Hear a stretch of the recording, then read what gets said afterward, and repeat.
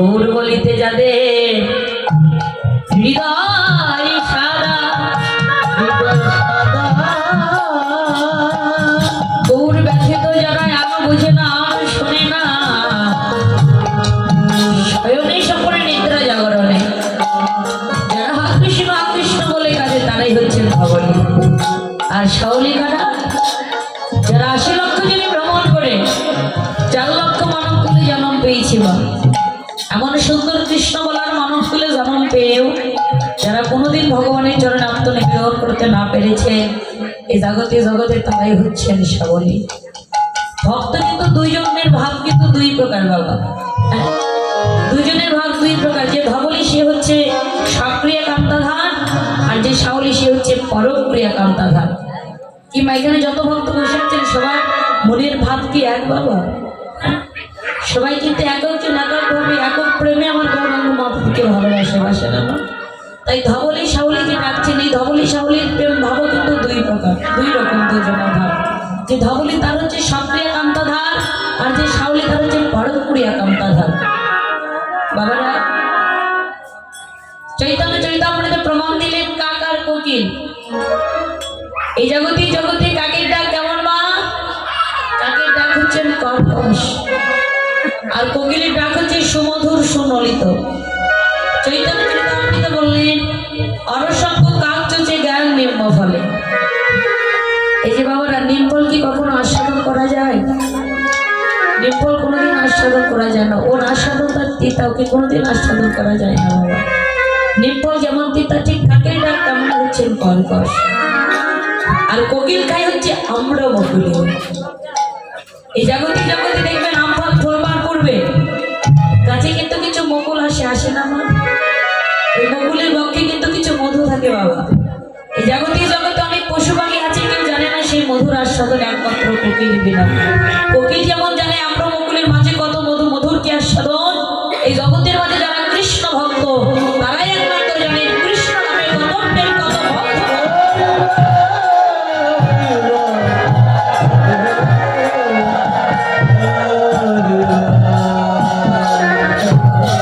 তাই গৌরাঙ্গ মহাপ্রভু আমার ধবলী শাওলিকে ডাকছেন। কি দিয়ে ডাকলেন? ওরে সিংহাবেন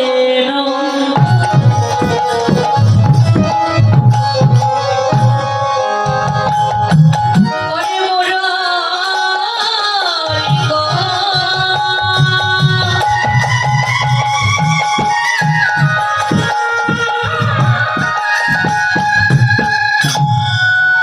ওরে করে আয়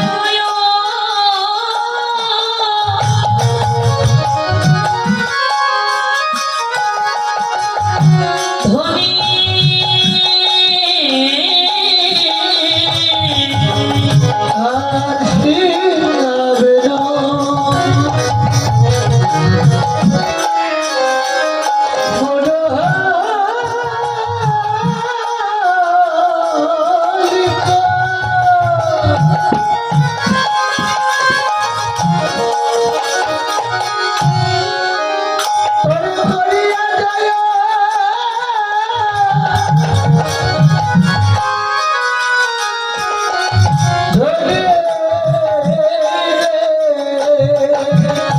ওরে হইব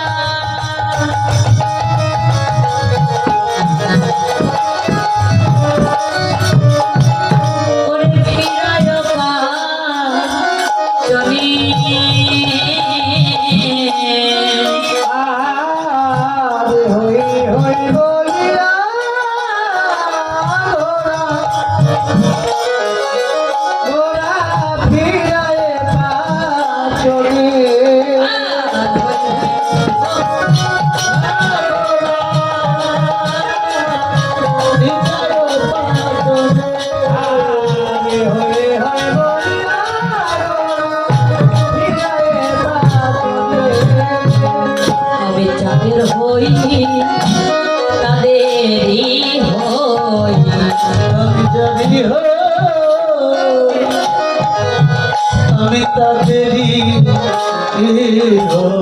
যেই ভক্ত আমারই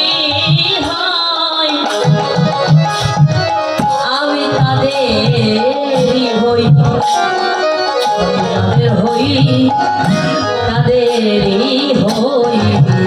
ওরে রে ভক্ত রে, ওরে আমার হায়, আমি যে তাদেরই হায়,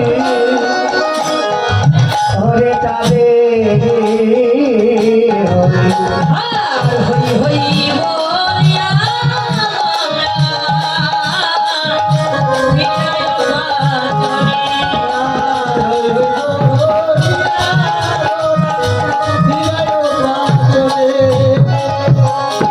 কি বললেন বাবা? এই যে মায়েরা শোনা, মহাজনেরা যে পদগুলো লিখেছে প্রত্যেকটা পদের কিন্তু অর্থ আছে না। অর্থ ব্যতীত কিন্তু পদকবি পদ লেখে নাই, লিখেছে লেখে নাই। আর পদ যদি আমরা বুঝতে পারি আমাদের কীর্তন বুঝতে কিন্তু অসুবিধা হবে না। কি বললেন? সিংহা বেনু মুরলিক, সিংহা বেনু আর মুরলী গৌরাঙ্গ মহাপ্রভু আজকে বাজিয়েছেন, কিন্তু তিনটা কি একসঙ্গে বাজিয়েছেন মা? এই যে মা, তিনটা কিন্তু তিন জিনিস একসঙ্গে বাজায় নাই। কখন বাজিয়েছেন? এই যে সিংহা বাজিয়েছেন গমন গোষ্ঠলীলায়, আর বেণু বাজিয়েছেন উত্তরাগষ্ট লীলায়, আর মুরলী বাজিয়েছেন কোথায়? ভগবান শ্রীকৃষ্ণের দাস মুরলী ধ্বনি করে করে সকল ব্রজগোপীগণদের ঘরের বাহির করেছিলেন। তাই বলে সিংহা বেণু মুরলীক করিয়া জয়ের ধ্বনি, হই হই বলিয়া গোরা ফিরায় পাচনে। আচ্ছা বাবারা, এখানে যে বলছেন দুইবার হই হই বলিয়া, কেন গো বাবা? এখানে তো একবার লিখতে পারতো না বাবা?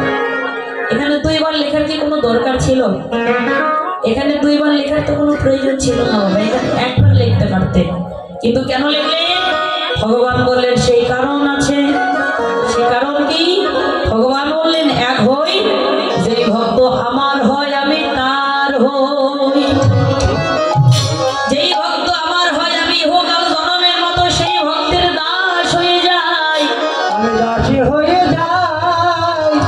আরে হই হই হই যাপন করে সকল রাখালগণকে নিয়ে গৌরাঙ্গ মহাপ্রভু আমার গোচারণে চলে গেলেন।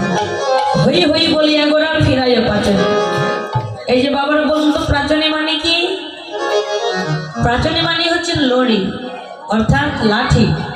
দেখুন আগের যুগে আমরা সবাই গরু চিনি না মা? আগের যুগে যখন গরু মাঠে নিয়ে যাওয়া হতো বাবা, কি গো মা, গরু চিনেন? হ্যাঁ? আপনাদের এখানে মাঠ আছে? নেই নাকি? আগের যুগে দেখুন যখন মাঠে যখন চকে যখন গরু নিয়ে যাওয়া হতো, সঙ্গে করে কিন্তু একটা লাঠি বা একটা লড়ি নিয়ে যেত না বাবা?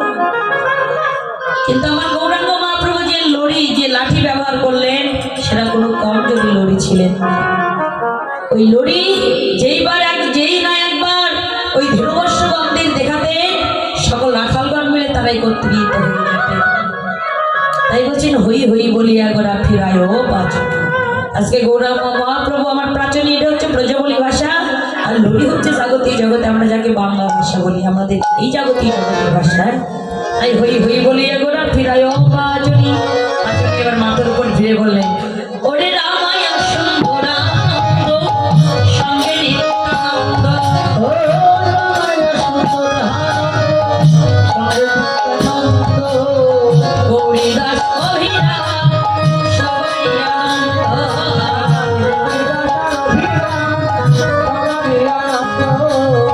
গৌরীদাস অভিরাম সবাই আনন্দ।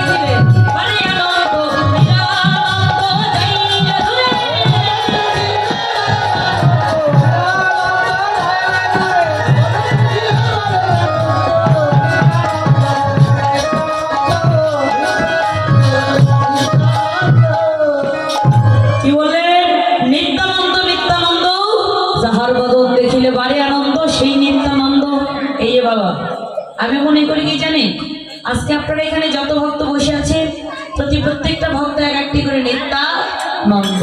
কেন জানেন, আজকে আপনাদের মতো ভক্তের বদন দর্শন করে আমার ভিতরে যত নিরানন্দ ছিল সকল কিছু দূরে গিয়ে কৃষ্ণের ভক্তির উদয় দিতে উদয় হয়েছে।